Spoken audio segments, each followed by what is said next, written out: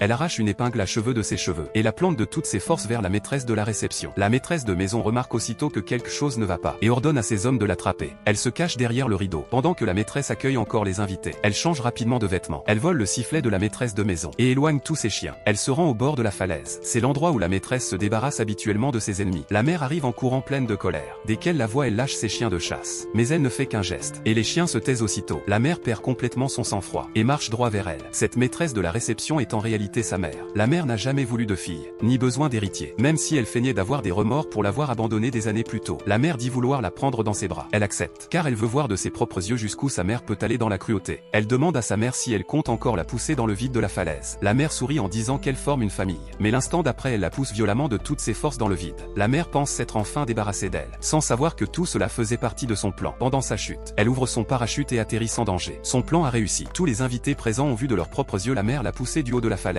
et la mère n'en a aucune idée. La mère essaie encore de faire l'innocente, en prétendant que c'est elle qui a sauté volontairement. Mais cette fois personne ne croit plus la mère.